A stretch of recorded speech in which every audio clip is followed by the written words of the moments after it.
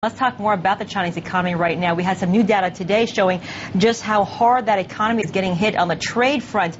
Both imports and exports fell sharper than expected in the month of January. Imports plunged 43.1%, now signaling weaker domestic demand, and that's almost twice as much as December's drop. Well, exports were down 17.5%. Daniel So, a regional economist and forex strategist at Forecast, joins us now. Daniel, thanks for coming on today. We had the PMI numbers that came out in January, and then people got optimistic about the Chinese economy because although it was down, it was better than December's numbers. When you put the rest of the economic data in place, inflation this week and now the trade numbers, does it make you as optimistic as you were, say, last week? Of course, the December and January PMI data is just a 1 month blip because that time stock market is stabilizing across the world. But the main thing is if you look at the fundamental trend, this is only the beginning for China. That means the fourth quarter collapsed to 6.8%. And the more important thing is if you look at the trembling import, 43.1%, that's huge. And China import a lot of intermediate goods. So this is actually sort of a leading indicator to show that export is going to tremble significantly in the coming months. Daniel, it's Brian Shackman in the States. There's some thought here in the States that some of the economies across the world are sort of waiting to see what benefits they can get from the U.S. stimulus package, but maybe China can't wait. Is there talk or discussion about further stimulus for the Chinese economy? Most of the stimulus package has already been front-loaded in the Chinese economy, and I believe there will be more focus on sector measure, forceful measure, and they don't want to give out some sort of a macroeconomics, but they are focused on specific sector, and this is actually a strong positive, like they have been doing for the light industry, and they are doing for the textile, the auto industry, but one thing we note is that China right now is trying to shift its export reliance to more domestic focus, and they are very aware of the leakage through imports. So as for today, one of the news actually said that the government may be planning to impose luxury import tariff on luxury consumer goods, and actually give, on the other hand, give export rebate on consumer purchases of these goods. So they are pretty aware, and they have been trying to encourage Chinese to consume Chinese-made product for all those fiscal projects.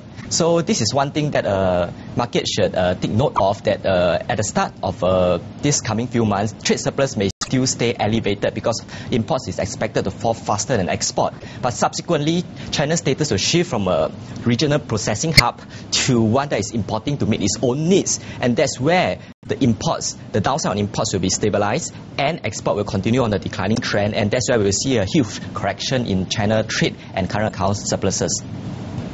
Daniel, we just had a board up while you were speaking with the collapse in sort of shipments from Japan, down 40%, South Korea 46%, and Taiwan 50%. I mean, how big is the ripple going to be of this slowdown in China for the rest of the region? Oh, this is going to be pretty bad because if you see, for most of Asian economy, right, China is sort of like a pillar, and China contributes in most cases more than 20% of their exports. And China, the domino effect in the region set off by China is going to be huge, and the slowdown in most Asian economy is going to prove much sharper than expected.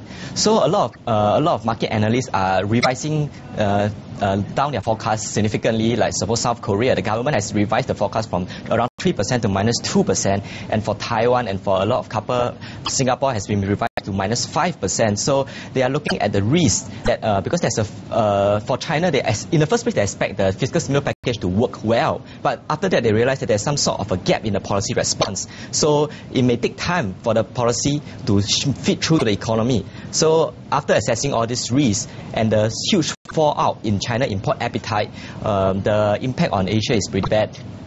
Is there a chance we could actually see another stimulus package coming in from China?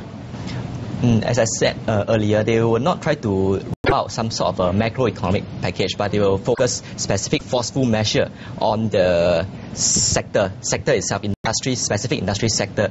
So they may try to inject funds, and like they will try to curb unemployment. Unemployment is currently the key priority for China economy. So they are very worried about the social unrest, mass coordinated social unrest. So and that's what they're going to do. And the latest rule, they actually come out to roll out tough measure that ask company to submit review if they're going to dismiss their worker. So they actually come to a point where all this actually shows that China has expressed an expression of fear about their economy. Though they have been trying to talk up confidence, they have been trying to say that everything's okay, but from the action, they actually show that they are quite fearful of their optimistic forecast of 8%, which I think is very unlikely to be met. Daniel, thank you so much for joining us. Appreciate it again. Daniel So, regional economist and forex strategist at Forecast, joining us here.